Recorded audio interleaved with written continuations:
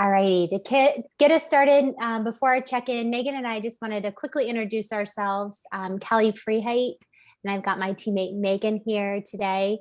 And been working with district partners over the past 10 years. You can see that we've supported districts in an array of different strategies. And what we saw coming up in the last few weeks is really this need to help districts in prioritizing their conversations around how they're leveraging their ESSER funds. So we're grateful to be able to provide this experience for you all today. And Megan's going to kick us off with our check-in question for today's conversation. Yes, so if you've come to any education elements related things before, you know, we always start with a check-in question. So if you could pick a mantra to hold on to during this session, and you can just put the number in the chat. So number 1, I'm ready to learn something new. 2, I can learn truths that have already been proven. 3, I will embrace a new idea to produce new results. 4, I think better as I think better thoughts. And 5, I will think further to go further. And let's see, we've got the 2 Kellys are 5s and Joel is a 5. We're on the same wavelength.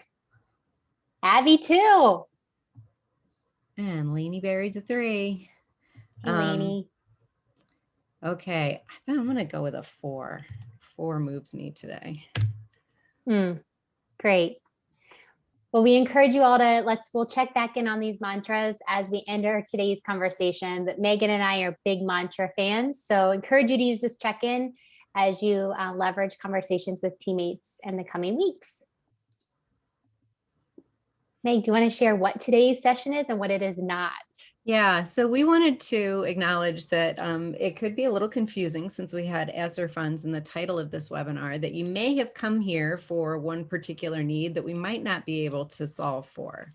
If you are here to learn about how to move your team forward in making some decisions around utilizing ESSER funds, stay put. This is the webinar for you. If you are here because you need to learn more about the guidelines in your state or some details on the policy, we'll not be really touching on that, but we do have a few resources that we have linked in the slide if you want to utilize those. And if that's what you came for, we still encourage you to stay and be a part of this conversation, because once you get the details worked out, you're going to need to know how to manage those conversations anyway. Yeah, we found the links to be really helpful as we've been doing our own little research on the back end. So I encourage you to check those out. Thanks, Meg. So to kick us off, just wanted to share our 3 objectives, which we're pretty confident we're going to get through. The first objective is in our session today is just to identify relevant voices and plan for incorporating them through this process. The second piece is we're going to define a process to actually help you prioritize the work. And then the third, which we're really excited about, is helping you really simulate how you might move forward a proposal in terms of using these funds. So our hope is that there is an entryway for everyone into the conversation today. And if you feel like you're not at one part of the conversation yet, we're pretty confident you'll probably need the other pieces along the way. So one way we're going to engage, because Megan and I can't see your faces today, is we're going to leverage the chat. And so, Megan, you want to share a little bit about our hashtags that our teammate Drew taught us last week? Yeah, we were mesmerized by this slide, and we hope you are too. We encourage you, if there's something that you arrive at as an insight or a new idea, go ahead and hashtag it AHA and just note it in the chat. If you want to debate something, we're always up for that. We always learn from a vigorous debate. Same principle. If you've got a question, go ahead and put it in there. One of us will be checking out the chat throughout the webinar. And on fire, as if like this is really resonating with how you think. So we really love to have interaction in our learning sessions. We love to learn from you. So this format may be a little bit different than some webinars you've been to, where we're really asking you for a lot of active participation in the chat, but that's just because we are sort of interaction junkies. Yeah, and I think my aha, Megan, just in the last 5 minutes has been like, wow, we can't see faces, so we're really going to have to leverage this chat. So I'm excited. Test it out with us.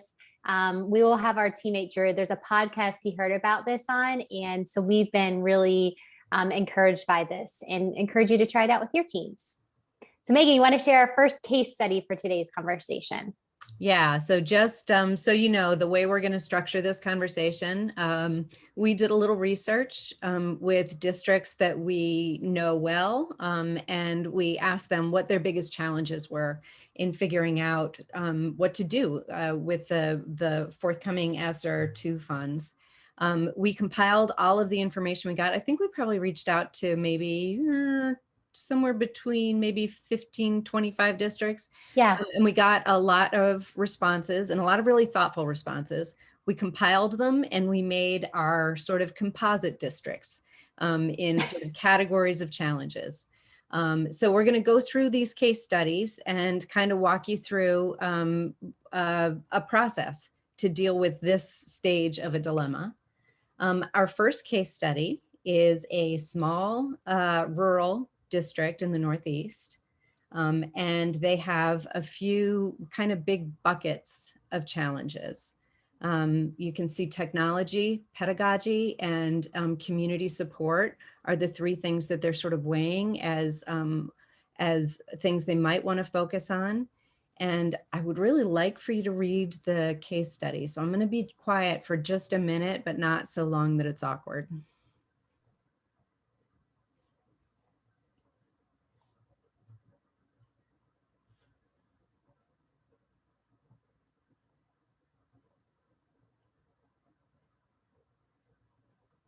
Okay, now we're taxing my wait time.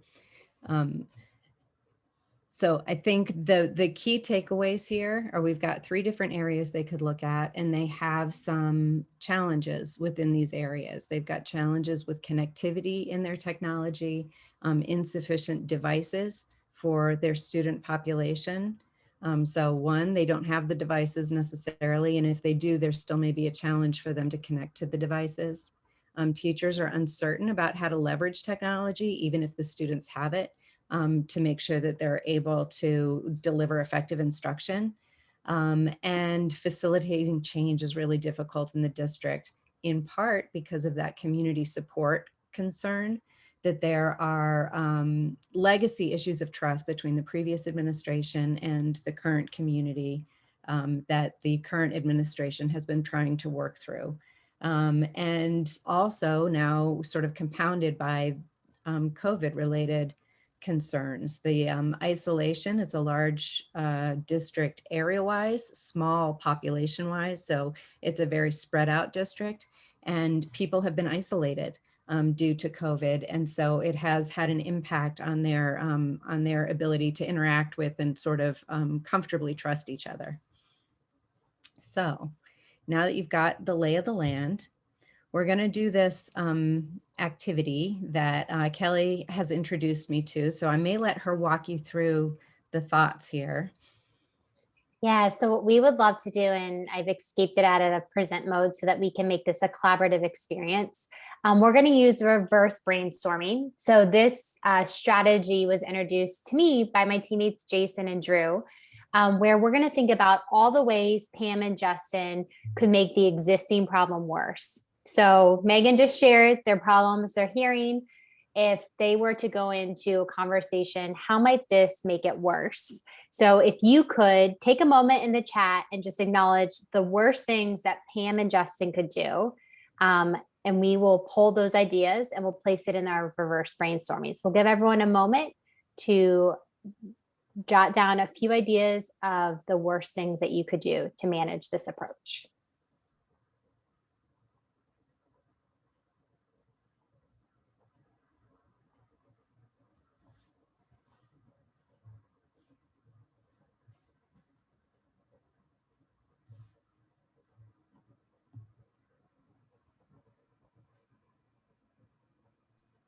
Megan, I got one. I think the person by accident just did panelists.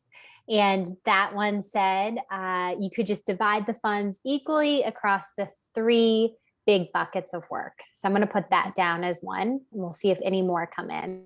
So don't prioritize. could be one of the worst things you could do in this circumstance. And I guess the thinking there is that if you're not going to prioritize, you're going to make a small mark, like just a minor undetectable dent in all three of the problems without really tackling one of them. Let's see, not getting ideas and priorities from multiple stakeholders. There's another idea we got in the chat from Lainey. And then Kelly, making decisions in a silo without transparency to stakeholders. So I think that stakeholder engagement is definitely kind of top of mind. That's where my mind went with this as well, especially in light of the challenges with the trust in the community. So what we wanted to share, oh, wait, we got one more. If we want to get back to our reverse brainstorming, buying devices, but not solving the internet connectivity. Right. So you've just got some really expensive paperweights.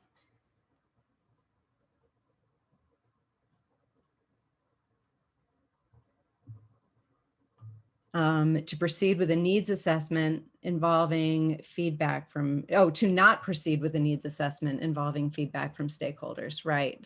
So that stakeholder engagement is still top of mind.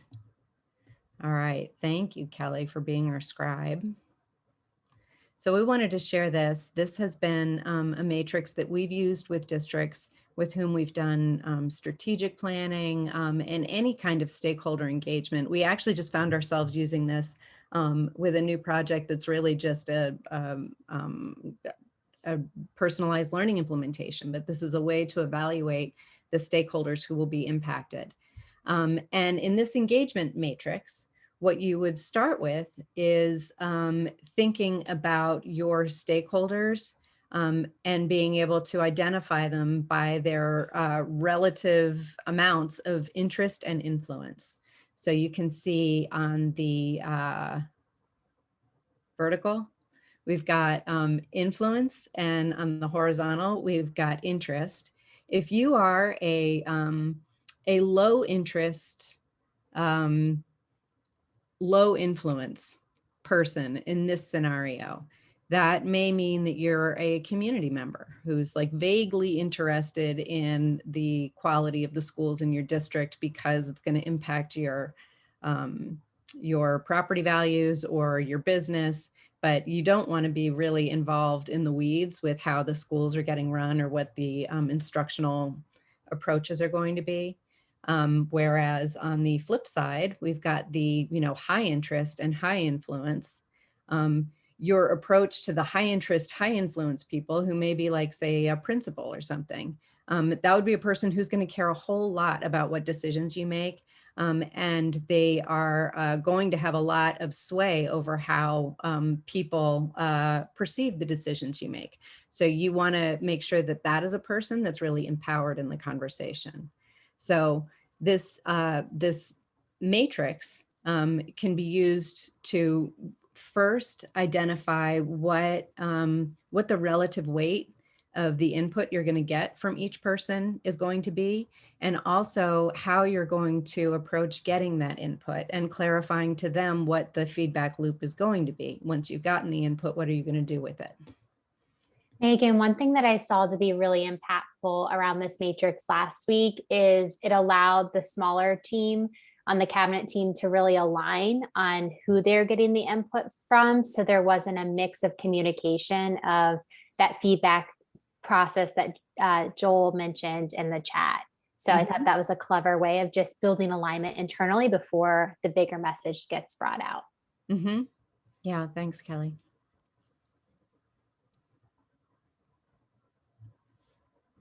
So we thought we could sort of model this for you in considering, and we kind of previewed this a little bit when we were just explaining the different people as examples. But if we are thinking about the various stakeholders that were mentioned in our case study, I can think of the teachers, the families. I think I mentioned the principals, students. And can you think of any that I didn't mention, Kelly? Or could anybody identify other stakeholders we'd want to be putting on this? The only other thing I'm thinking about like Lainey's team in Charleston.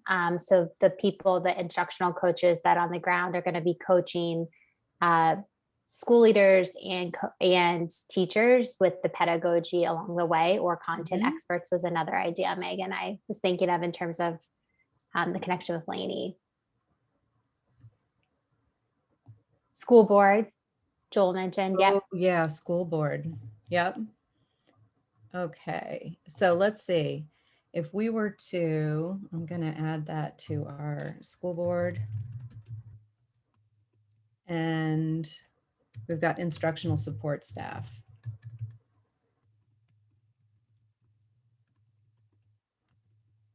So let's do the school board first. Where would you place the school board in terms of interest and influence? I think I might put them in high influence. Yeah. And yeah, high interest and high influence. I'd probably put them in empower. Okay. Teachers. So I'm thinking just about the morale of teachers right now, the expectation of what's coming next. I feel like their input's going to need to be pretty high. But I'm wondering if their interest is high, but their influence might be low, but I could be wrong there. Like we might just need to consult with them to better understand the problems they're dealing with. Mm-hmm. And feel free to disagree. Remember, hashtag debate can be used in the chat right now. What about let's do community members. Mm-hmm. Where would we place them?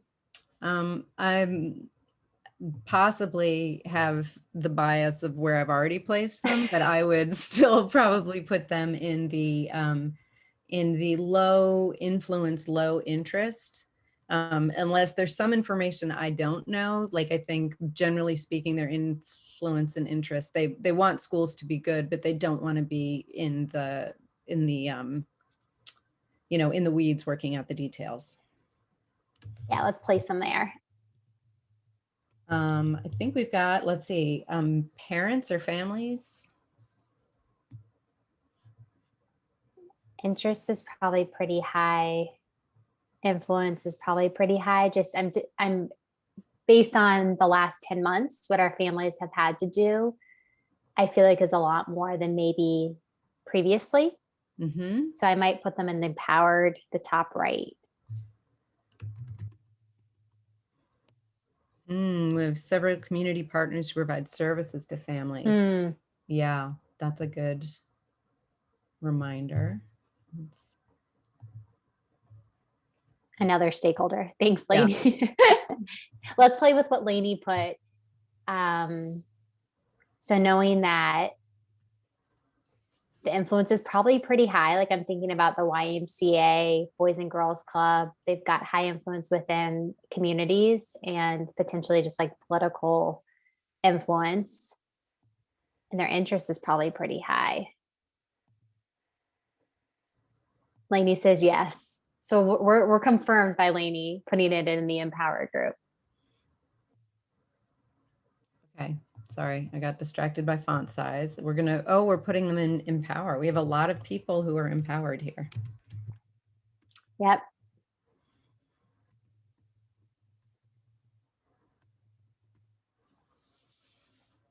Who would you put in involve and collaborate? That high influence, low interest.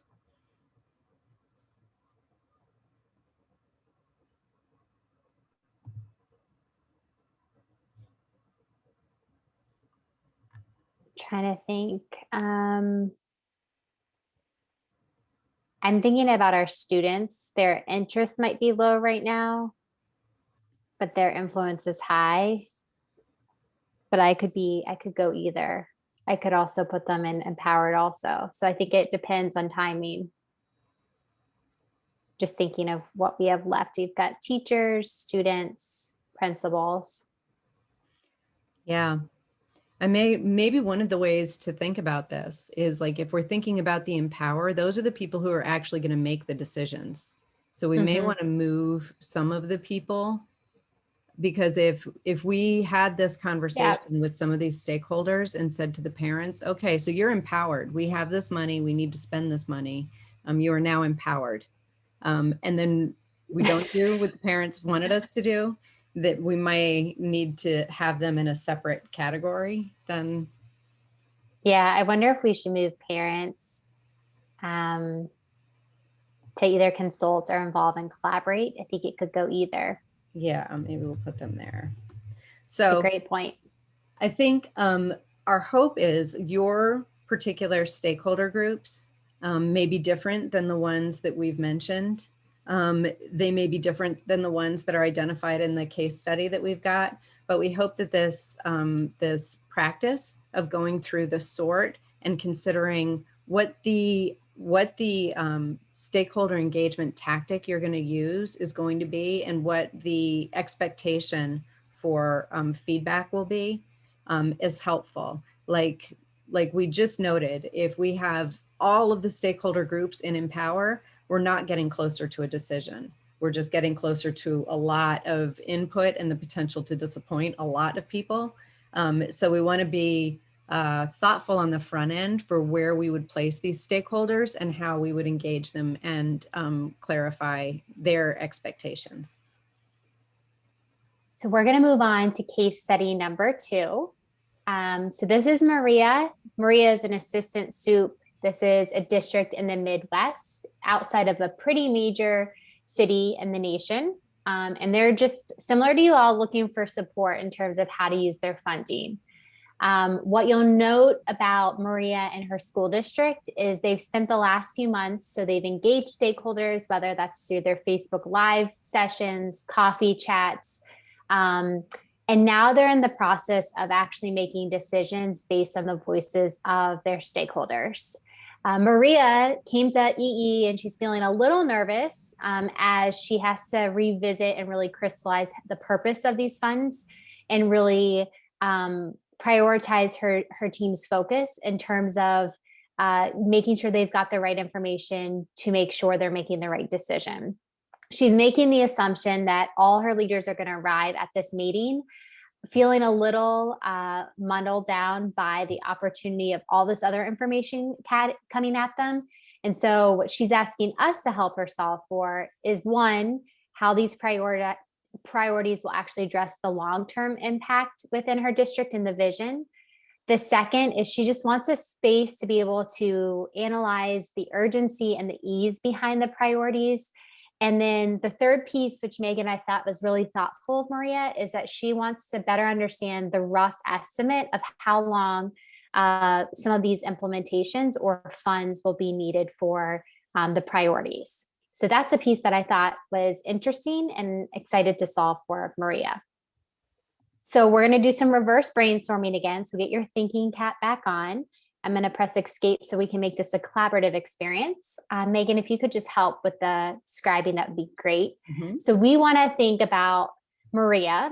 How can we make sure she doesn't accomplish those 3 things, which is priorities for long-term vision, sense of urgency and ease, so doing some mapping of that, and a rough estimate. What would be the worst thing she could do when she arrives at this meeting with her teammates? So we'll give everyone a moment to put in the chat. What are some of those ideas? Great. And we've got an aha from Joel in terms of long term. Yep.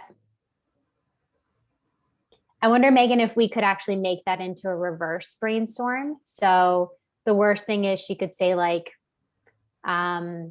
share all the things we can accomplish by the end of next school year.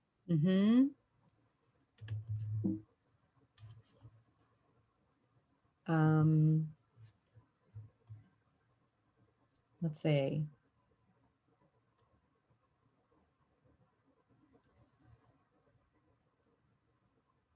So she would be making some decisions without considering long-term implications. The long-term implications. Yeah. What would be some other ideas that could happen?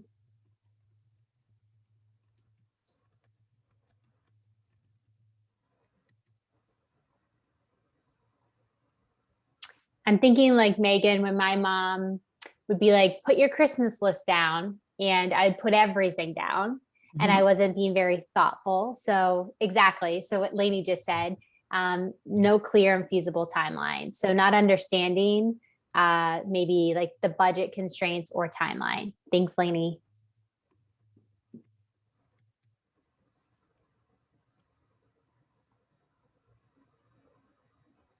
Any other ideas or things we could do? I think just in terms of how she can the case study that we just reviewed was dense, you know, and I know that Mm-hmm. the emails that resulted in this case study were also pretty dense. So I'm thinking of how this could play out as like the worst possible scenario in this meeting is don't send any of that information ahead of time. Um, Mm. Coming into the meeting, having to sort of digest it all in real time rather than having some time to weigh through what the work of the time together is going to be. Great. So like people have no clear purpose or prep prior. Mm-hmm. I think Lainey said that too. No simplified or articulated vision for the purpose there.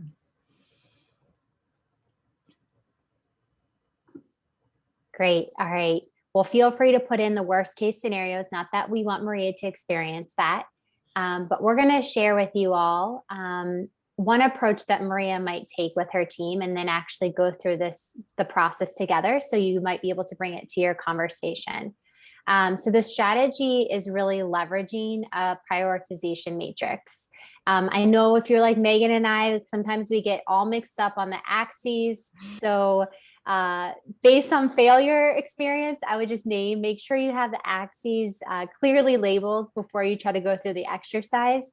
Megan, I don't know how many times you and I in the last week have like tried to have a conversation using this, and they're like, wait, what are the axes? So learn from our mistakes.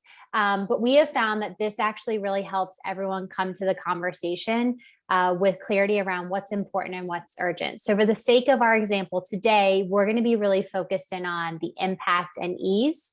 And then what we've also labeled is just beginning to identify what is difficult to implement, but overall will have a broad impact, and it's easy or easier to implement overall broad impact. So we tried to target like what each of those quadrants represents. We found that this is a really helpful tool to be able to leverage in conversations. One way I've seen a district use this is in their early planning phases of funding, using it as a way to sort it out. And then midway through implementations, coming back and saying, like, did this still remain true to what we thought 3 months ago? And so I also think of it as a way to just gut check your team along the way. Like, what did we anticipate based on the information we had that day? Is it still remain true to what we thought it would be? Lainey said she agrees. She's experienced the same thing. So what Megan and I have actually done is, based on this, we heard from a few districts. And so what we tried to do is just populate a few buckets of work that we're seeing districts use. And then based on what Maria told us, what we feel like her team might be bringing with her. What you'll notice about the Post-its is we've put an anticipated amount of time of how long we think this work will take. It's a range, so just recognize that it's our best thinking. But Meg, let's start with the Expand 9-12 Virtual Academy. That seems to be a very hot topic for our districts right now. Mm-hmm. Where do we think that would be?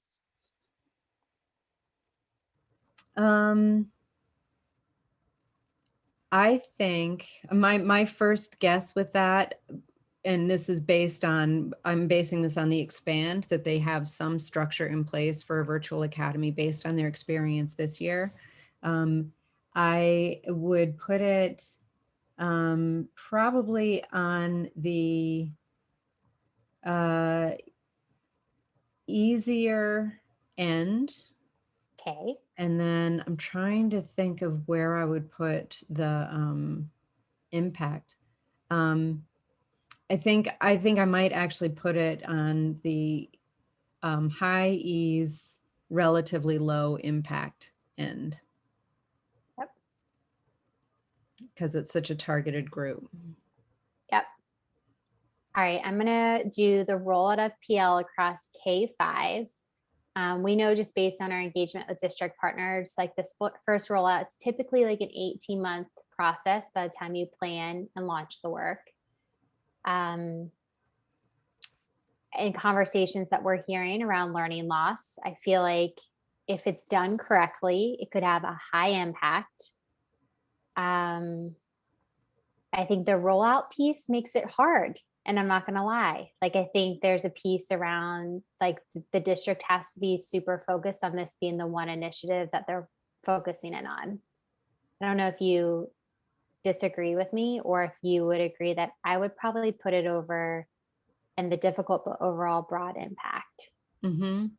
Yeah, I think another way that we didn't choose to label this matrix this way, but sometimes we would talk about this in terms of like maybe urgency and importance. Like I think, especially if you're thinking you need to see quick gains, you know, this would place it in a certain category because you won't see that, you know, really rapid turnaround because of the length of the implementation. Yeah, and By the that would have way, been a good one for this one, especially. I think the one-to-one devices, on the other hand, Yep. I might put that in the easy and high impact, like that sort of sweet spot quadrant. Yep. Strategic planning. So we're making the assumption this Midwestern district is up for a new strategic plan. Based on our experience with district partners, it takes about 8 months, not 18 months to really develop a strong strategic plan and start implementing it. We know the districts that have their strategic plan in place right now. I feel like, Megan, my experience is they feel like there's a direction, even if they've had to pivot over the last 10 months. So I feel like there's a high impact for this. And then overall, the ease of it, I think I might put it in the middle.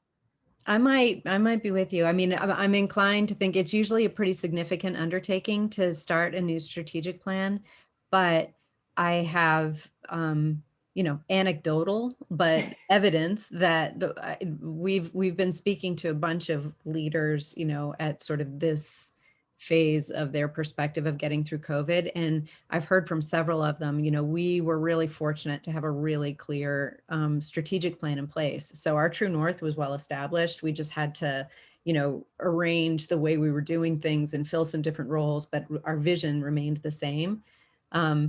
So I'm sort of thinking that right now is the time where people are sympathetic to the idea that they need to have that in place if they didn't. So that's why I would kind of put it maybe in a little easier than I may have before. Are you comfortable putting in like the sweet spot, this quadrant? Yeah, I was okay with the split too. Okay. I mean, I don't think I would ever think it's a super easy thing to do, but I think it's easier than maybe some other times. Well, and I think the engagement is high right now, right? Like we're seeing Mhm. district partners are able to get the right people to the table through these virtual platforms now, which they might have not have been before. All right, let's walk through one more and then we'll leave the other one as a mystery. What about curriculum audit? Because that is one thing you and I are about to work on in another district. Where are we going to put this bad boy?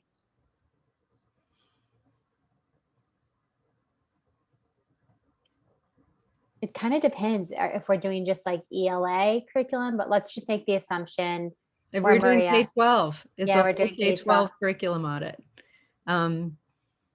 I'm putting it in difficult. That's what my gut's saying too. I think but the impact's high. I think high impact. Yeah. All right. So if we were Maria, I think number one, I think what we would need to do next is really prioritize like the amount of funding that's needed for each of these. Because to me, like 5 big buckets is quite a bit. Would anything else, Megan, from here that we might advise districts to think about after they've done some plotting? I think there's some things too that come into it. Again, I mean, this is just, we just wanted to walk you through the sort of process of, you know, sorting, using this matrix.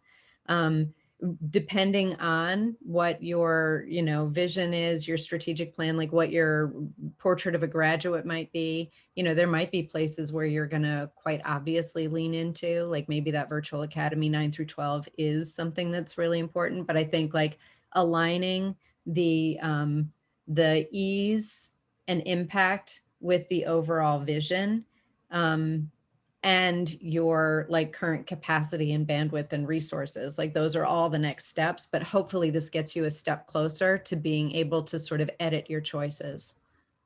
Yeah, and I even think about how districts might even be able to pinpoint, make sure there's an alignment to their strategic plan. And if there's not, then that's really like a gut check to say, should it be on this matrix, or do we need to maybe hold off on that piece too? Mm-hmm. All right, Meg, you ready for our last case study with Noah and Kim? Yes. This is our third and final. And I don't know if you all have noticed this, and I don't even know that I noticed it until we went through this a couple times. Yeah. We're kind of getting like through the funnel. Like, so at the very beginning, we're talking stakeholder engagement, and that's really just getting a sense of like, which are the initiatives we even want to like be considering. Then we go into this sort of prioritization, like, okay, now we have a pretty good read on the problems we want to solve. And case study number 3 gets us that much closer to action. Case study number 3 is a school district of about 7,300 kids located in Western California. I guess there's an Eastern California. I never think of it that way. Like Western. Yeah. Yeah. The demographics, similar to many, 73% of the students qualify for free or reduced price lunch. 80% are minority and 20% are English language learners. The superintendent is focused on getting the cabinet team together, and they're basically getting ready to make some decisions. Like they need to get a lot closer to action at this point. They want to change the way they're serving the community overall. The assistant superintendent has shared that they can continue down a path of low graduation rates and long-term poverty, or they can apply their ESSER funds to change the trajectory of their community. So naturally, everybody wants to do that. In January 2021, the district got a grant, and they are going to start working on personalized learning for every child, creating a portfolio of instructional designs, and offering competitive salaries to recruit teachers. Now they need their team to come together with the team's best ideas about how they're going to do these things that they've gotten the funding for. So, you know the game now. Now we're going to play. How could they mess this up? What are the worst things they could do going into this meeting? And Megan, they're focused on this one really on sharing the proposal for the portfolio. So, right, how can they mess this one up? Yeah, they just like we're not debating those 3 things anymore. Now we need everybody to bring their best ideas. All right. What would be the worst thing Kim and Noah could do?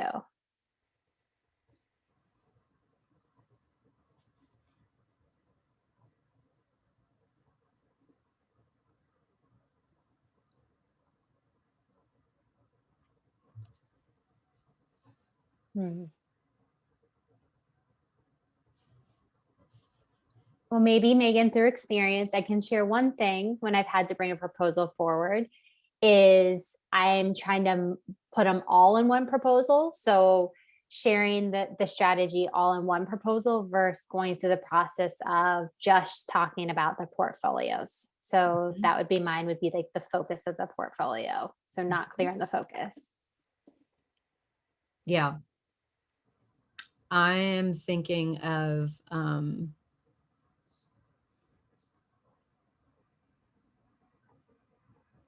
sort of like a meeting norms like issue. Like, okay, you bring me an idea, I'm going to tell you why it won't work. And then we'll just start talking about all the complications that will come with your idea before we can even flesh out your idea.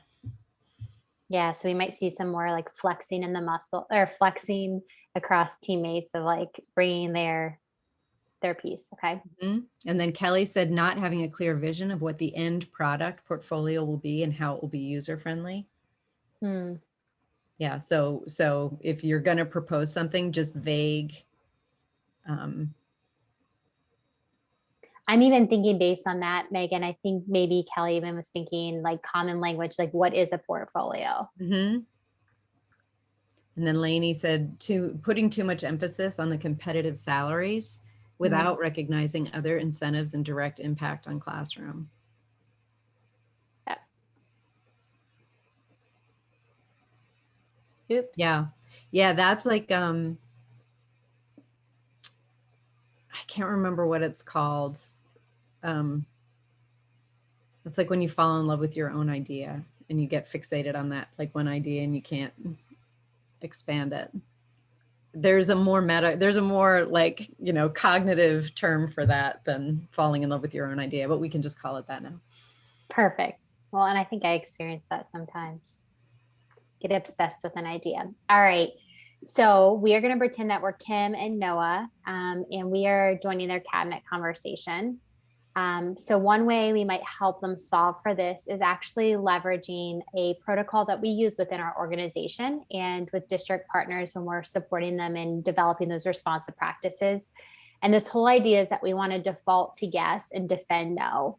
And so you might be asking, like Kelly saying, yes, that's not always the best thing. But really, what we want to do when we come to the point of a proposal, the idea should be yes, but we might need to, if it is a no and it's not safe for our organization to do it, we need to create the space and the conditions, as Megan was saying, to give the space for people to ask clarifying questions where that proposal might actually end up moving forward, but there might be an addendum to it. So one way we can think about doing this is we always think that the tone it sets with a discussion is saying, I propose that, can actually really change the dynamic of the conversation. So I know I've been a part of meetings where I come in and I'm like, I don't know how to solve for this. And that kind of sets a tone of we're in panic, we don't have our priorities straight. But if we're able to come to the conversation with a proposal that says, I propose this, and then go through a process that allows all teammates to have a voice at the table, the climate changes. I don't know, Megan, if there's anything else before we go through this that might be helpful for the team, because this is a different approach to starting a conversation out in terms of moving a proposal forward. Yeah, I think in terms of time spent in meetings, I will say that embracing this as a norm helps a lot with like even just the things that are just kind of human nature. You come into a meeting and you've got a problem ahead of you, and so you sit down and you just start venting, Mm. and then if you say I'm doing that, and then Kelly says, "So, do you have a proposal?" Then it's like, oh, do I have a solution for this, or am I just killing time? But if I have a solution, if I say, yeah, that is my proposal, let's fix it my way, then it brings it to the table for discussion, and we can start working with the idea in a really constructive way. So I think having the practice in place or introducing this protocol for proposals where somebody brings their idea, the group has time to ask some questions, and then share reactions. And then you have some time to address their questions or reactions and clarify your original proposal. Then going through on a vote does help things move forward more quickly. And in my opinion, this is probably the thing that a lot of people are going to end up needing more than some other things, like through this ESSER process, because there's going to be like a point where you just have to decide, and this really helps.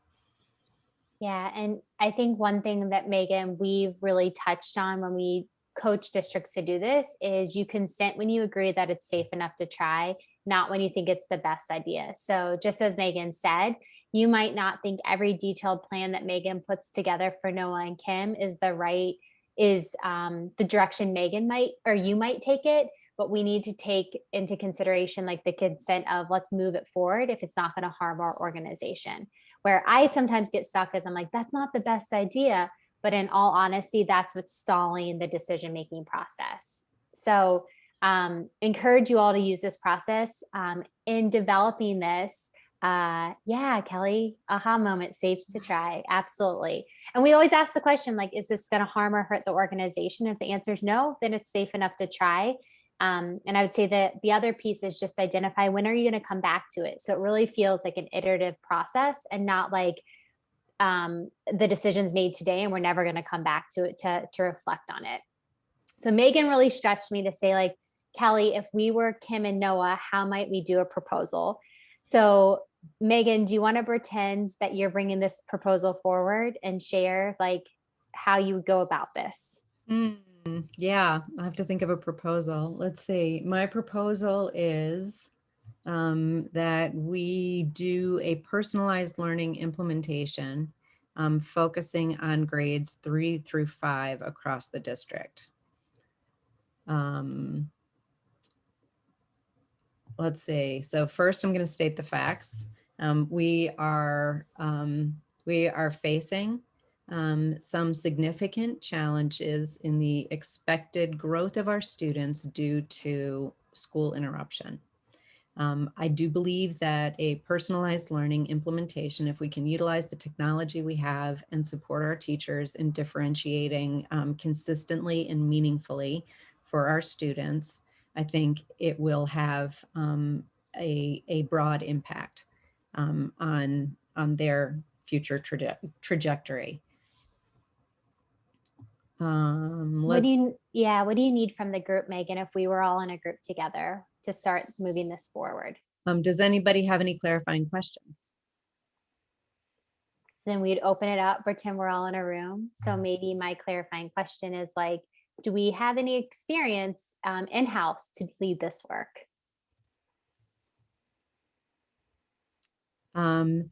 We don't have the, oh wait, I guess, so we would collect a bunch of clarifying questions. But that particular one, if I'm going to address that one, let's assume my answer is, we've done an audit of this. We have pockets of this happening within the district.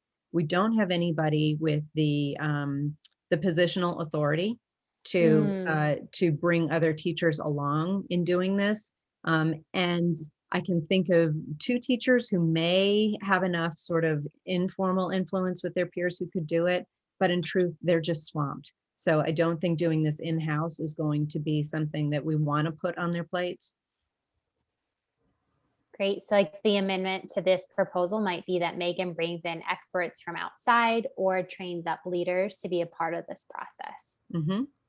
So we would then go through a round of objection or no objection. I have no objection. Let's pretend Anthony's in the room. He has no objection. Megan, do you have any objection to your own proposal? Let's see. Well, I wouldn't object to mine, but if I were to object, if I said I object, then as the facilitator, Kelly's going to ask me, do you have any data to share about why you think this is going to harm the organization? And then my objection is going to have to be based on data that this is going to cause harm. If everybody has determined that this is safe enough to try, I don't get to say objection just because I don't like personalized learning. Yeah, I'm so glad you mentioned that, Megan, because I think that's the clear differentiator when it comes to making the objection, no objection really impactful, is asking that question. So hoping that this was one way for you all to think through this process. I know Megan and I are having the opportunity to engage and support districts in these conversations. So if that's of interest, we would love to be invited to those meetings and help you process decisions, especially as someone that's an outsider. But just wanted to highlight the 3 strategies we hit on today. One, stakeholder engagement. The second one, which was around Maria's case study, that was the prioritization matrix. And then the third one, which Megan just talked about for Kim and Noah, was developing a proposal. On the right, Megan, do you just want to give high level some of the resources we pulled out for people? Yeah, a lot of the, all of the things that we talked about, we found articles with additional resources, in some cases linked, that you could utilize if you're thinking about any stage of your sort of problem solving at this point. So we have stakeholder engagement. The first one is about that general, like, who do you include? The second one is assuming you've had some stakeholder conversations. It's how to sort of continue the engagement and how to get their input sort of for ongoing guidance. The third is making that sort of prioritization matrix. And then the fourth is it's another decision-making protocol that we've used with some district partners that's been really helpful. It's a protocol where you can bring forth a range of proposals and have the group weigh in on them. And it includes a link to a spreadsheet that you can copy so you can all document your responses. And it helps really clarify the way the conversation went and what emerges as like the best decision. And if you're interested in continuing the conversation, we know that one-on-one conversations can be really helpful. We'll put the link in to the Google form. So if that's of something you want to have future conversations with Megan, me, or another teammate, we'd love to provide some guidance one-on-one. And then the second piece we thought that would be really helpful is we know people just want to connect regionally with each other. So across our team, we have quite a few coffee chats that are happening. I know Megan and I host one for Ohio, Tennessee, Minnesota, Pennsylvania, a few others. Along with that, we've got all the states, I would say, pretty much covered. So if that's of interest to you too, we've placed the Google form in the chat. So if you want to fill that out and that's interest to you, that's another way to just connect with us. Let's do our checkout, Megan. So our checkout's going to be one takeaway from today's session. So if everyone could just drop it in the chat, Megan and I will do the same thing. Would love to hear what was one takeaway that you gained from today's conversation. We just appreciate you all trying out the hashtag and engaging with us when we can't see your faces. So I feel like the chat was a great way to just get energy in the conversation. So we'll give everyone a moment to just check out with one takeaway from today's session.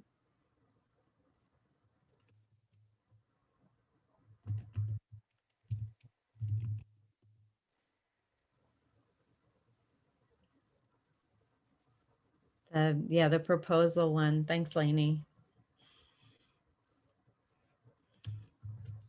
My big takeaway, Kelly, is hashtag ahas in chats. Mine is just the debate of the stakeholder. Like that was just you and I. And so I would just allocate more time, especially when you probably have a team of 5 or more people. So there's going to need to be a tight protocol for that to be run effectively. And Abby said the importance of stakeholder engagement. I think that's true. And I think too, one of the things we only touched on a little bit was like that, the communication loop with stakeholders. I don't know if you've ever had the experience of like giving a survey, people taking the survey, then nothing happens with the survey. Then you give another survey and people say like, why are you asking? Every time I tell you, you don't do anything with it. So like closing the loop on like, we heard you, we're doing this or not doing this because. And then Kelly is default to yes, safe to try procedure and the hashtags. Yeah, I'm a big hashtag fan too. And I'm glad you liked safe enough to try. We'll put in a plug for the new school rules. It's on Audible now. And we got that phrase from this book. Anthony Kim, our CEO, wrote it, and it is, it's good stuff. Yeah, so if you're interested, Megan has a Twitter every Thursday. I know Lainey is a part of it, and there's a few others that are a part of it too. Yes, Lainey is a big fan. I know I find myself throughout the week like referring to the book also when I'm stuck in a situation like, wait, that's not the protocol. Let me come back to it. So that's a new opportunity coming up. And then we have other webinars. So join our teammates. This webinar was really sparked by a conversation we had with another district partner that said, Megan, Kelly, can you help me solve for how I facilitate these conversations? So we're hopeful that today's conversation will help inform and move work forward for your team. And then the last one is we've got the mini conference. Megan, we had to do some videos for this. So Excited to share that data mini conference that's coming up in a few weeks. So please join us for that. Those have been fun. I know we had fun at the strategic planning conversation too. Yeah, and it's a really important topic. It's like how to build a culture of that is constantly referring to data. So like sort of a responsive data culture in your school. We had a lot of fun thinking up the topics and creating the videos, and are really looking forward to the conversation. So would love it if you were a part of them. Well, you all enjoy. We'll leave you on one of our favorite songs, which for today, it's going to be. Wait, before you start, can I say one Yeah. thing about the mini conference? Yes. Since we did this webinar style and you had to do hashtags and comments, I just want to make sure I'm really clear that when we do the mini conference, that's going to be the exchange of ideas, and the conversation is going to happen in small groups on Zoom. So if you are craving more Zoom time, then that is the place for you. Great. And on that note, we're going to end on our favorite song, Meg, which is Higher Love. We hope you all have a blessed day, and we'll talk to you soon. All right, we're going to end now. Please reach out to Megan and I. We'd be happy to connect with you and actually see your face. That would be lovely too. All right, bye, Megan. Bye.